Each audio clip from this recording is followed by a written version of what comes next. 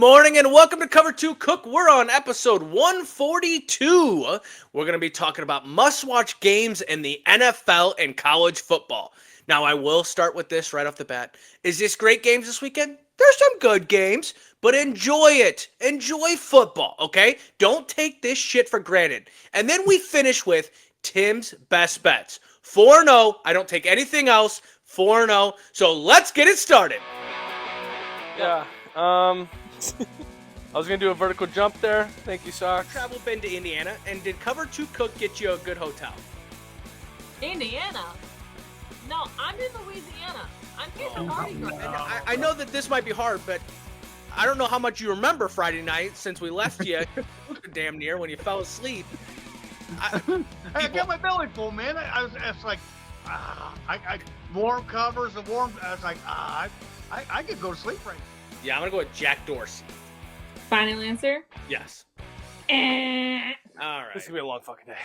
All right, welcome back to Cover 2 Cook. We're on episode 142. I'm here with Anthony and Tim, and we got another weekend full of football. Before we get too into it, Anthony has a question he wants to ask all of us, and let's just buckle up. We don't know what's coming out. Oh, come on now. So, social media is going through a new trend of question. We've done the gorilla one, how many Europe versus Americans.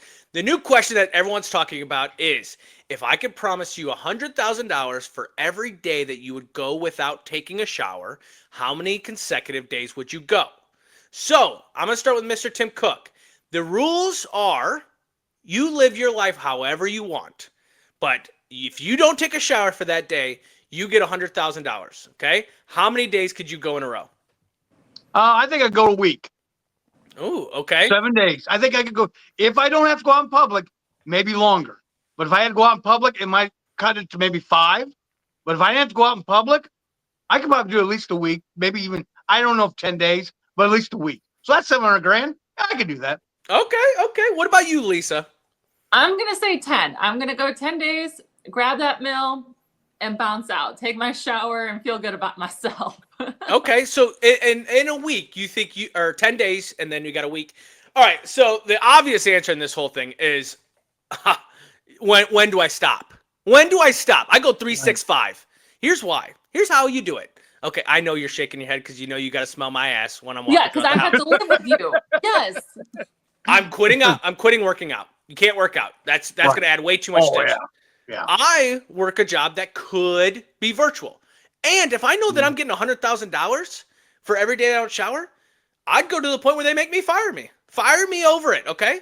Because I'll stay home all day. If you would go 365 days, which would not be good for your sanity, for one, you're going to smell yourself. You may get bacterial infections and shit like that as well. But $36.5 million? That's what the math is, right? 30. Right. Yeah. I can go 365.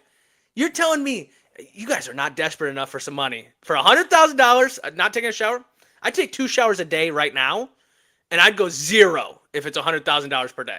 That's a long time. A year? That's a long time. Easy. That's a very long time. Christmas is virtual. Thanksgiving's got to be virtual. Well, yeah, because I wouldn't want your stinking ass coming home. Yeah. You with your mother. Yep.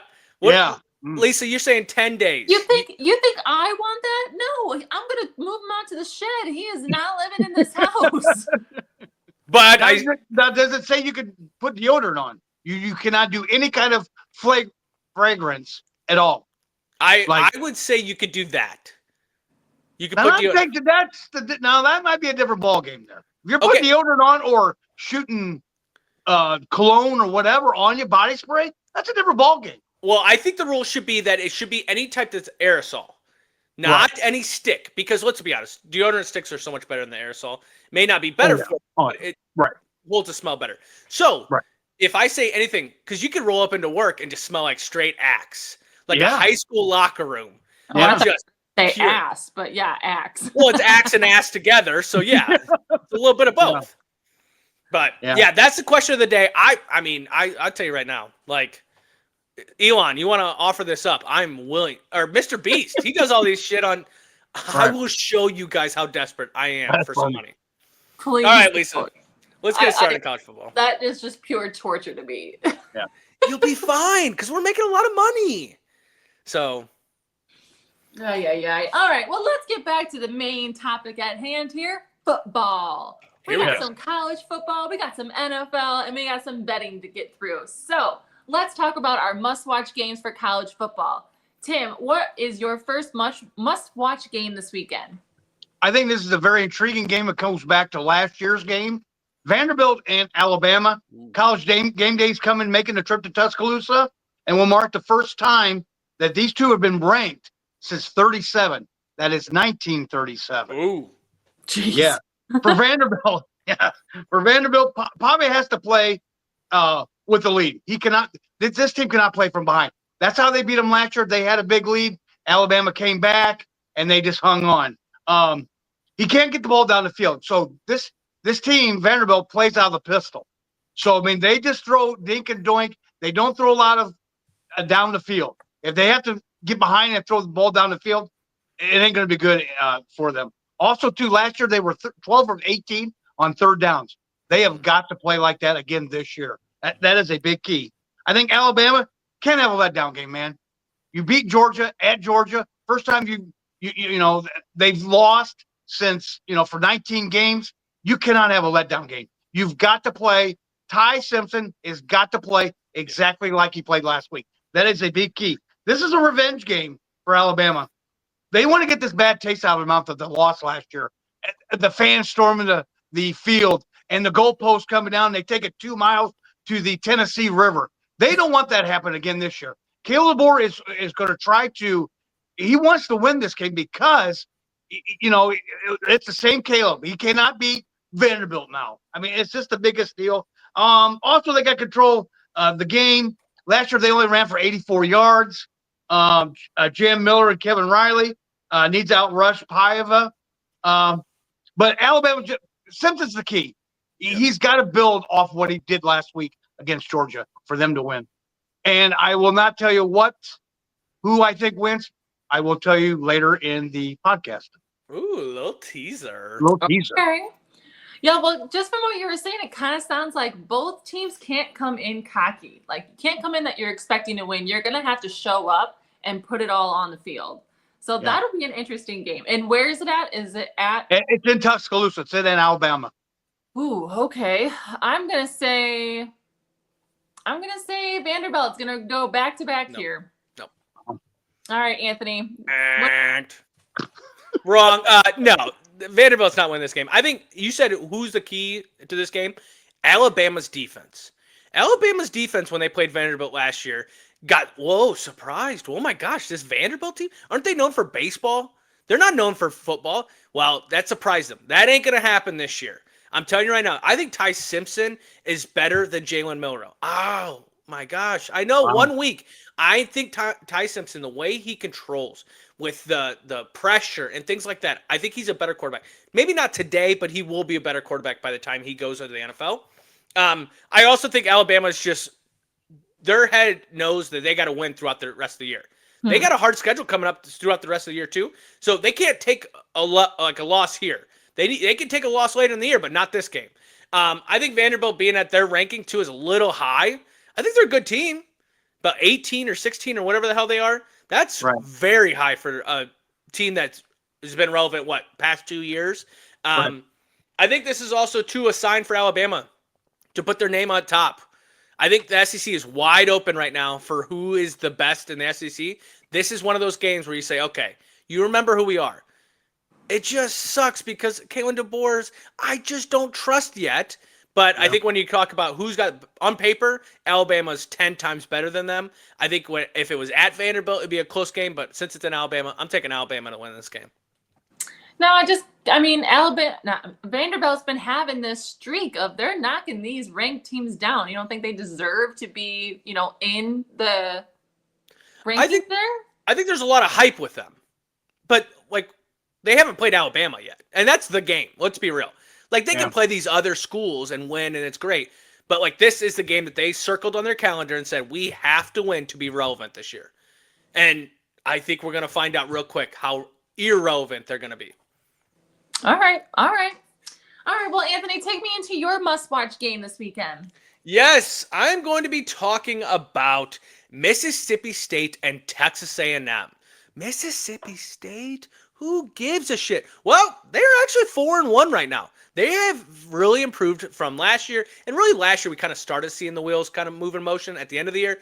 This year, Mississippi State has taken down Arizona State, which Arizona State's kind of bounced back after that loss, and almost got Tennessee, okay? So this is not a team that just rolls over and gets beat by a lot.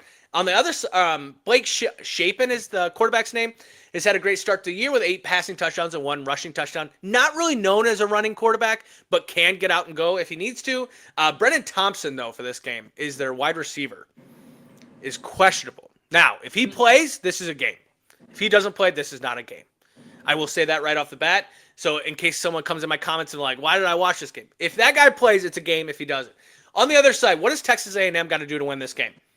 They might have, first off, they might be one of the hardest places to play at. I understand LSU's up there. There's other places like that. But that 12th man at Texas A&M is crazy. They make the sirens go off and all that other stuff, the gunshots. Crazy atmosphere. Marcel Reed and their running tech is something to watch right off the bat, okay? Marcel Reed, I do see an NFL life for him down the road. I think people like Michael Vick, Lamar Jackson have opened the door for people like Marcel Reed. Their defense will have to control the line of scrimmage, while on the other side, the offense, that Mississippi State's defense is soft on the run.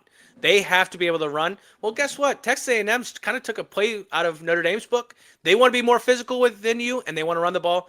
I like in this game Texas A&M, and I don't know what the points are, but I would take Texas A&M pretty heavy on this one at Texas A&M. Yeah, so we got the Aggies versus the Bulldogs. This is a tough one. I mean, you know I love my dogs, but yeah. Who do you got? I think I'm leaning towards the Aggies this weekend. Tim, what is your thoughts? Yeah, I like A&M. I mean, Marcel Reed, you know, he might be a possible Heisman contender. I think he's going to get some votes. That offense with Concepcion at their wide receiver, and I think their defense is just going to be enough to get Mississippi State. I could see this being a blowout, really. That would be surprising for sure if it was a blowout, because they're definitely fighting for it. But yeah, that would be surprising. All right, Tim, what is your second must-watch game this weekend? I think this is an interesting game. Kentucky and Georgia. Can Georgia rebound from that tough loss against Alabama last week and get right with Kentucky? I think the key is Georgia's got to get the running attack going against the front seven of Kentucky.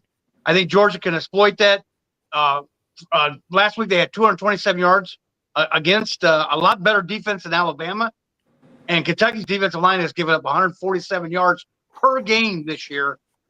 Can Georgia's pass rush get after the Kentucky offensive line? Kentucky's got this quarterback. I don't even know if they've decided which quarterback they're going to go with. Their pass rush is really good. I think the kid's name is Cutter Boyle for Kentucky that they think may start, but they still haven't decided. Because I think they're going to have to get pressure on him because Simpson last week against Alabama, when they played Alabama, Georgia had all day. I mean, I think he had 300 yards passing last week. He had all day to throw it. You know, they got to get him in third down situation. Georgia does because the receiving core is not good. Kentucky has yet to score more than 2 touchdowns versus a power conference or in the last 11 games under this OC. I think Kentucky's in a world of hurt. I think they're talking about Stoops maybe not making it towards the end of the year. I like Georgia rebounding heavy against Kentucky. Yeah, I'm with you here. I'm all in for the Bulldogs here. Go Georgia. Anthony? Yeah, I think Georgia bounces back really well. It's so surprising because Kentucky last year, to start the year, everyone's like, watch out for them. Yeah. They're coming. They're coming for the SEC. They're going to be good. And then it's just never evolved. That's this game. This game is that game. If you want to talk about like what hype you had over these past couple years and whether this football program is going to take the right step, that's this game. When you beat, just like a Vanderbilt, we just talked about. Vanderbilt beating Alabama last year was like, oh my gosh, here they go. And it just rolled really well for them. Same thing with Kentucky. If they can take down a Georgia team, ooh, man, that could get the wheels. That's recruits, things like that. It's just not going to happen. Georgia's going to win this game. I think when you lose in college football, you know now you got to win by a lot. just like Notre Dame and things like that. So I think they kind of put it on Kentucky. And if they got such a bad run defense, that's Georgia's MO. Georgia's going to want to run the ball. So I think they control the clock. I don't know if it'll be high scoring because when you do run the ball as much as that, it kind of takes a lot of the clock. But Georgia wins by a lot. Well, I never say never because, I mean, that is Yep. the opportunity that they could sneak in and snag it up. But, yeah, I mean, if Georgia plays their game, then this is their game. Yep. So, I don't think Kirby lets them lose 2 in a row at home. No. Uh, That'd be crazy, though, too. Because, that would be. yeah. all right, Anthony, what's your second college football must-watch game this weekend? Yeah, so it's actually kind of interesting. You see the flag behind me, and I started saying that the first game, Texas A&M, Mississippi State. Yeah. Texas A&M beat Notre Dame, right? So they had to win. So my last must-watch game is Miami versus Florida State because we got to have Miami win. But what does Miami got to do to win this game? Carson Beck and that offensive line is going to be tested against a good Florida State defense. Florida State has given up a lot of rushing yards to Virginia. This will be able to have them run the ball, but can Carson Beck stay out of bad situations? We're still seeing it. He's throwing bad balls that should never be thrown. On the other side, what does Miami got to do on the defensive side to keep this Florida State offense to a rolling start? On the other side, Florida State's quarterback, they got to keep him in the pocket. He likes to use his feet, and he's really good when he does it. He reminds me a lot of Kyler Murray. Like, just seems a little bit on the shorter stature, takes off running. Kyler Murray was good in college. Not Arizona Kyler Murray. Okay, you're talking.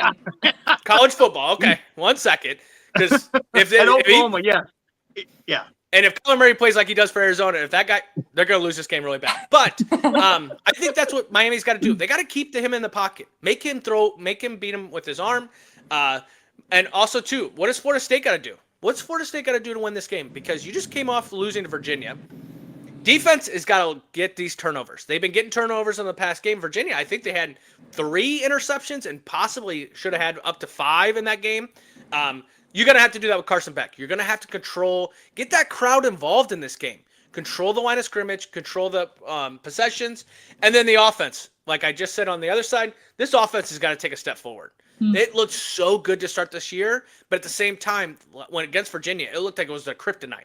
It was a Friday night game.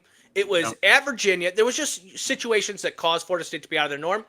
I think this would be a great game. I think this is the game of the weekend because Miami has not been tested on the road yet. And every team is determined on their road wins, not their home wins, their road wins. And I think Miami's going to have to show up for this game. I think Florida State wins this game. I want Miami to win because the more that Miami and Texas A&M win, that's better for Notre Dame. But I think Florida State wins this game at home. Wow, you really surprised me there because I thought for sure you're going to be like, and I'm picking Miami because I was like, I'm convinced that it's going to be Florida State. So I thought we were going to have a little battle here, but looks like we're on the same side. Tim, for the what first do you time. think? First time. I think Miami goes into Tallahassee and beats them. Ooh.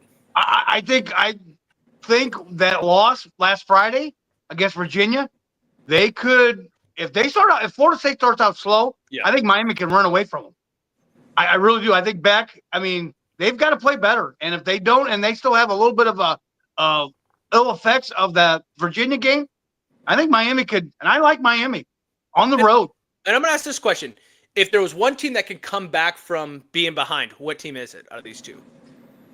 Do you think Florida State could come back if they were losing, or do you think Miami could come back if they were losing? I think Miami could because of Carson Beck. Yes. And the wide receivers. He's got experience. This the kid from Florida State, I can't say his name. Calisanos. Anyway, I just don't think he's been in enough big games. Carson Beck has. He's played for Georgia. They've been in a lot of big games. I think he could do it, and he's done it on the road prior, so I think he could do it. Yeah, and I think the wide receivers for Miami is the difference maker in that one. Yeah, like quarterbacks are quarterbacks, and I think if you're going to go on quarterbacks, I actually like Florida State's quarterback better than Carson Beck because he brings more to but the wide receivers from Miami, from game 1 with Notre Dame to now, have still taken jumps. They've got better every week. Yep. All right, well, that'll be an interesting matchup for sure. But let's move on to other news happening in college football. Dabo says the 1-3 start is mostly due to coaching. Okay, makes sense. What do you guys think? Tim, what did you think when you heard this? Yeah, no shit. Yep. No kidding. I mean, yeah, they've not played their potential. You've got a quarterback that's supposed to be a first-round draft pick this year. You've got DNs that are supposed to be first-round possible, high draft picks, and you're 1-3. Yikes! I mean, come on, man. You're just that shows that the team is not prepared. I think they've had a lot of penalties. They've shot themselves in the foot. They can't play any defense. Their secondary is not very good. Syracuse lit them up. Yep. Syracuse. I mean, they're not prepared. They're not prepared for any of the games. I mean, that's why they're 1-3. Yeah. That's coaching. That's coaching. That's coaching. If the team is not prepared and they're not ready to get up for a game, and especially if you've lost 2 at home, that's not good. That's coaching. Plain and simple. Yeah. Well, at least they are taking the accountability for it. I mean, there's a lot of chance that you can pass off blame to somebody else, right? But as a coaching as a whole, that's accountability. So at least there's progress there, but they got to make a change in that aspect too. Anthony, what did you think when you heard this? Yeah, so I actually told us we're going to talk about this. I was the one that reasoned because any chance I get to ragdoll Dabo Swinney, I love it. I absolutely love it. Yes, I definitely agree that the 1-3 start is on them because when you look on paper, they have way too much talent to be 1-3. So maybe he should focus on stop running down that damn hill like a goon and start learning how to coach this team. I also think that Dabo goes through these like swings.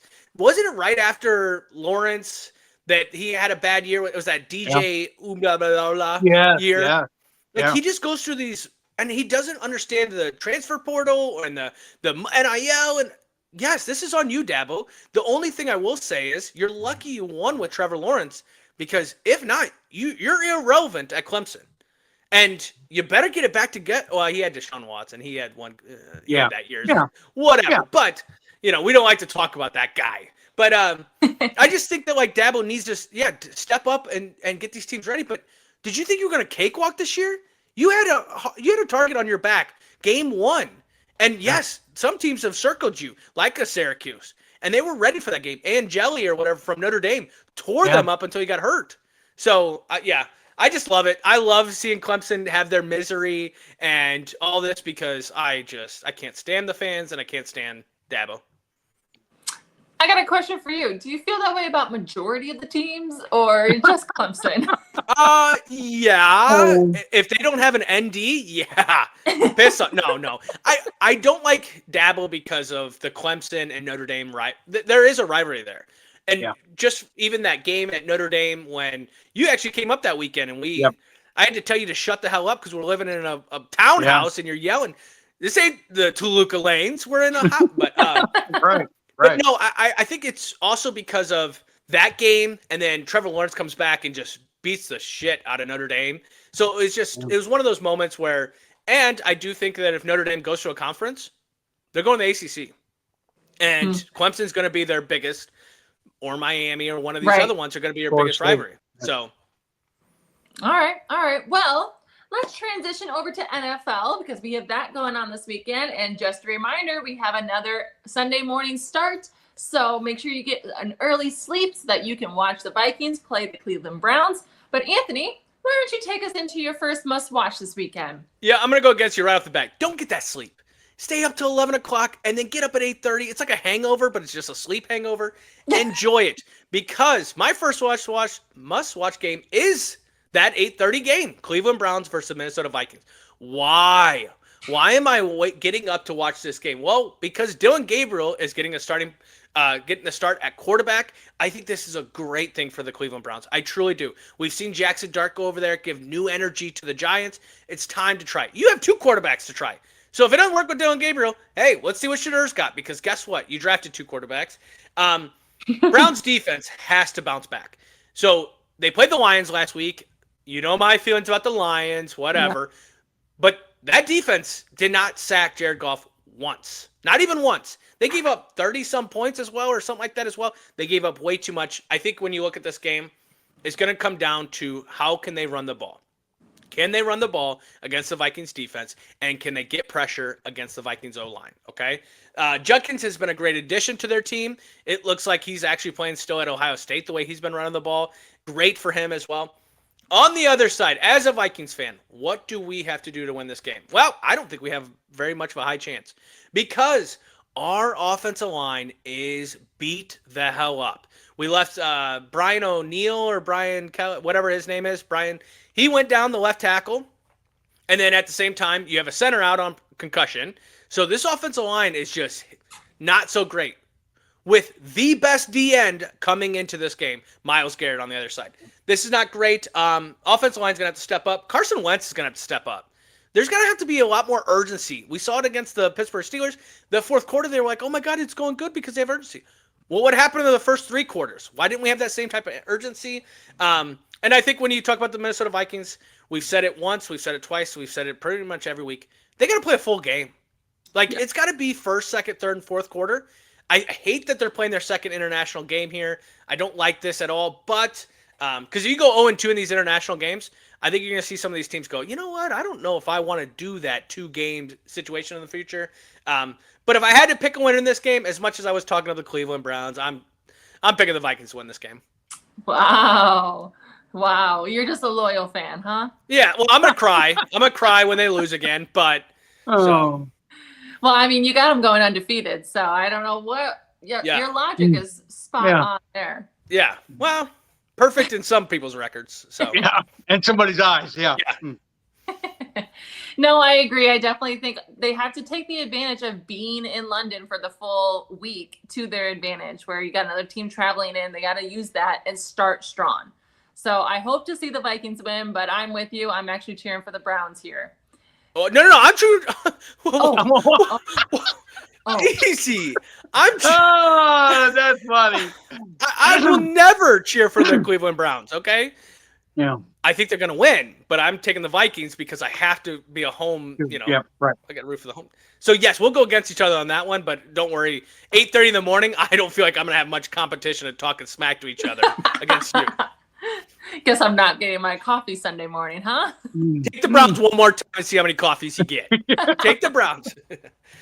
All right, Tim. Well, who do you have for this game? Which side? I like Cleveland. I like Cleveland.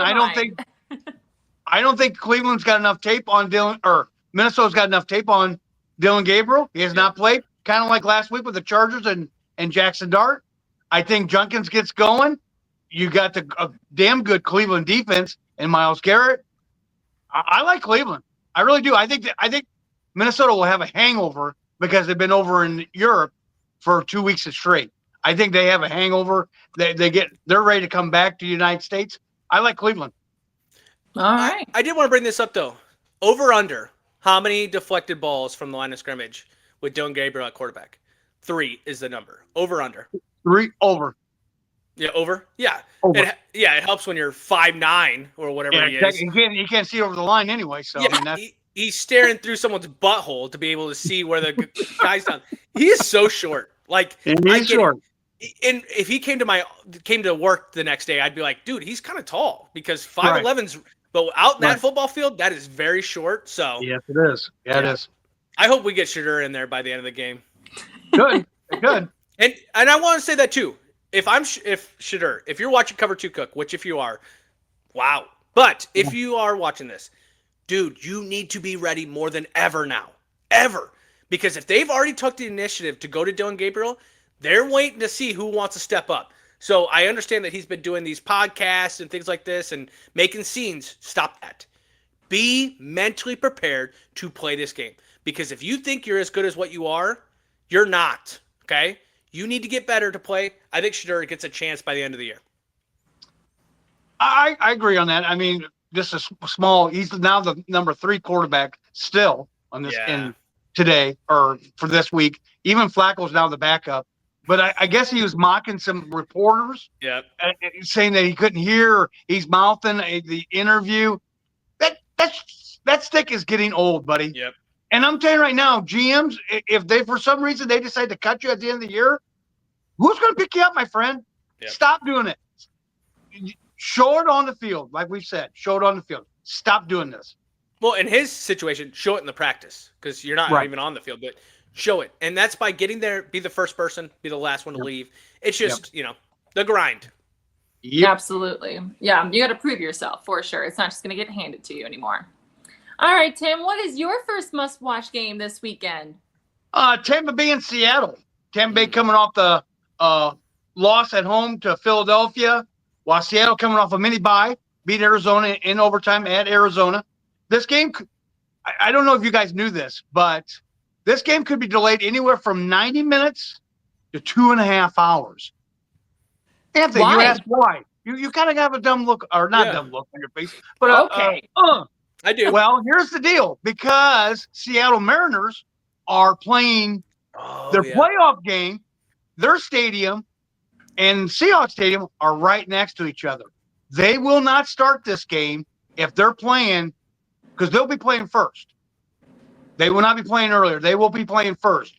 They will not start it because of congestion. Yep. Wow. Because people trying to get into the deal. So they're supposed to know by Friday. I looked this up. I couldn't believe this. That by Friday, they'll know whether they're going to start at 4:30 our time or 5:45 our time. That is awesome. That is awesome, because now that game could run into the Sunday night game. Yep. So they'll know by Friday. So that's a nightmare if you're trying to watch, or if you're a Seattle fan or Tampa Bay fan.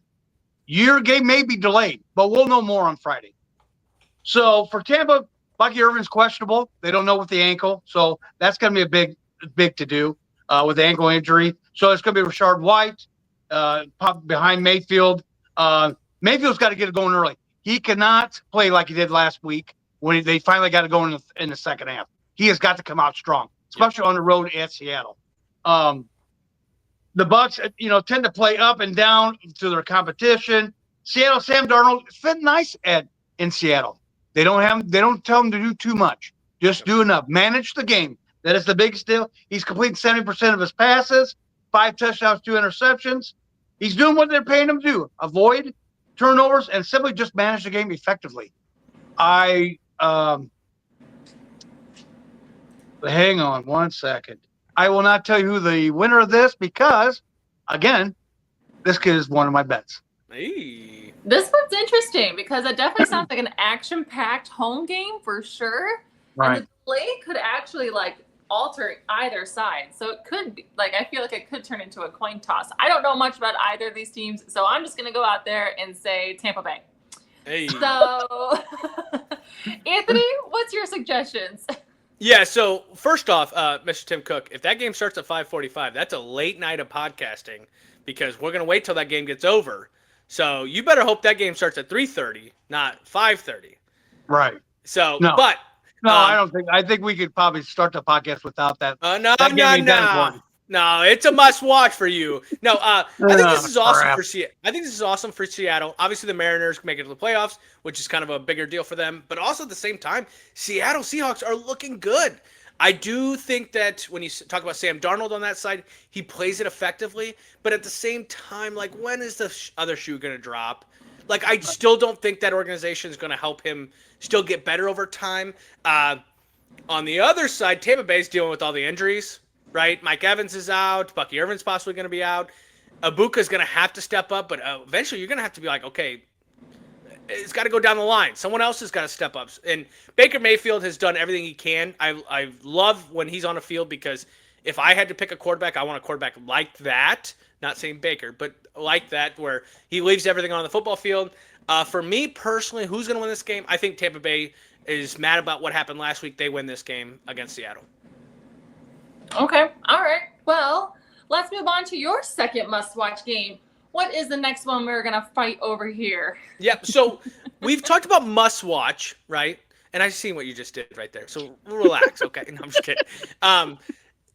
We talked about must-watch, okay? And we've already said that intriguing games. There's not a lot of great games this weekend, but there is games to enjoy. Now, this game is the Giants versus the Saints. Holy shit. A 1-3 team against an 0-4. You're telling me to watch this game? Yes, Right. I am. Here's why. Because the Giants on that side, no Malik Neighbors, so you're not going to get to see that wide receiver, but you get Jackson Dart and Scadaboo. They have given hope into New York for these Giants teams.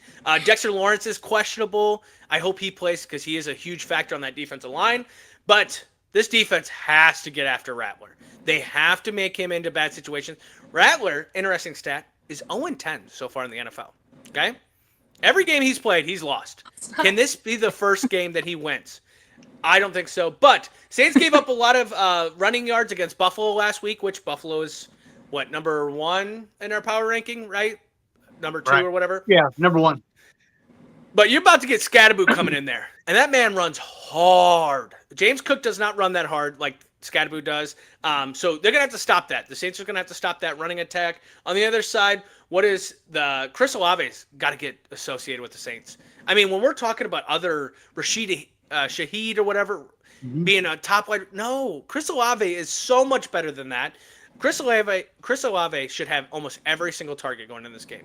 I truly say that because he is way too good not to use him in this game. And I think the Giants have problems with defensive backs being out and things like that as well. So that opens the passing attack. Final thing is, I don't think the Saints are as bad as an 0-4 record. I truly do not think they're an 0-4 team. I think they've lost some close games at the end. I think they could bounce back and win this game. It could be a very interesting game if Jackson Dart and them don't have that magic like they did last week. But if they do have it, the Giants win this game. I'm taking the Giants to win against the Saints. I'm sorry, I just can't get over the stat that you just said that Spencer Rattler is 0-10 so far in the NFL. Yeah, and that's from CBS Sports, so if it's not true, that's on them. I did not double check that shit. But like that just seems obnoxious. Like, how do you get a starting quarterback spot like that when your record's like that? Who's his backup to be? A rookie, and the rookie's got opportunities to play, and he's not very good either. Let's remember this too. Jackson Dart, there was conversations that he was going to get drafted by the Saints, and they didn't draft him. So maybe that's a little motivation as well. Because didn't the Giants have to come back to get him later in that first round draft? I think they traded up to get Yeah, him. but they traded back up in the first round. Yeah. Right. So right. so I think there's a little bit of that as well. But yeah, the Rattler is there just for a placeholder. Oh boy, poor guy. You got this, dude. Who do you got winning? I'm gonna say the Giants. Yeah, that's a good decision. Yep. Tim, who are you going with? You know what? 0-10, baby. 1-10. Go with Rattler. Come on. Come on, Rattler. You can do it. And I agree with you. I think the coach, can't think of his name, has the team really playing. I think they're playing for him. He was the quarterback or the OC for Dallas. But anyway, I think he's got that team playing. They're just not. Kellen Moore. Yes. Kellen Moore. I think the team is fighting for him. It's just they just don't have enough talent. But I think they have enough talent to beat the Giants and take the Giants into their bye week with an L. Ooh. Give me Rattler. You know, it also caught me off guard. I haven't heard Chris Olave in a while, so that guy definitely needs to be the target for sure. Yeah. Maybe he's not being utilized as much. So I'm kind of rooting for the Saints, but I think it's going to be the Giants. Yeah. All right, Tim, take us into your next interesting game this weekend. I think this is a very interesting game. It's Denver against Philadelphia. I think to keep it Denver, they have to play a clean game. That means winning the turnover battle, no dumb penalties, build on what you did for Monday night. I know that you played the Bengals. Yeah, they're not very good right now. But you got momentum now. Mm-hmm. You're coming off a short week. You're going to need it because this Philadelphia defense with Vic Fangio is really good. I mean, they've got some really good talent, So just stop the run, make Jalen Hurts beat you. Because here's the deal this year. Jalen Hurts has not really done a whole lot in the passing game whatsoever. And A.J. Brown can be to testify to that because he's not getting the ball. I think you got to make Jalen Hurts beat you throwing the ball because they haven't done it all year. Establish the run, pound the rock with Dobbins and R.J. Harvey, and keep the Eagles off the field. Don't let them get back on the field. For the Eagles, got to get Barkley going too. Barkley's been kind of quiet this year. So, I mean, you've got to get the passing game with A.J. Brown and Devontae Smith. On defense, the secondary is not very good. So the Eagles need to tighten that up. As Mayfield had 2 touchdowns of at least 75 yards last week. This is going to be a difficult for the Broncos. But I'm going to tell you right now, Broncos, this is your little pep talk. I'm Sean Payton right now. If you want to go any farther in January, other than the wild card weekend, this is the game you've got to win. You've got to win on the road because I can guarantee you, I don't know if you'll win the division, which I predicted you would, and it isn't looking very good right now. But if you want to, you're going to have to go on the road on all 3 games. You'll probably have to play wild card weekend. You've got to win the big ones. And this is a stepping stone towards that, going towards it. Yep. Yeah. I would say this is a big step forward. Like, this is the team to beat to put your name back on the map for sure. I'm going to say, though, I'm going to be rooting for Philly because I'm a Barkley girl, but it'll be a good, interesting game to watch. I agree. Anthony, what do you I've got to tell you, I think Denver can win. I think Philadelphia right now, it's turmoil right now in that locker room with A.J. Brown playing his games. And I think they can win. I think they can go there and win. It's going to be tough because Vic Fangio, it's a revenge game for him as well. He was the coach there in Denver. It's going to be tough, but I think they can win. Well, I think they need to hear your pep talk, so we'll be sure to put that there. Anthony, what is your insights on this game? Yeah, and Vic was right before Sean Payton, right? Like, he was the last coach for Denver. Yes. Before, yeah. That's Well, no, it was that one guy that only lasted like half a season. He was the offensive coordinator for Green Bay that they thought they were going to get Aaron Rodgers. Yeah. And then it became Peyton. Okay. But Fangio was before that. So your generation would be accustomed to this, where your father would say, "You're acting up, and I'm pulling my belt off." Okay. All right. So Denver, you're gonna have some flashbacks because I think Eagles are gonna do belt to ass on this game. Here's why I say that. I think the defense has the potential in Denver to slow down the Eagles, but the Eagles have been consistent this year. Okay. So you haven't heard Barkley jumping over people. You haven't seen Barkley have to have these 90-yard runs or anything because they're consistent. The running attack is consistent, which has allowed the offense to not need to throw the ball. Why do it if you don't have to?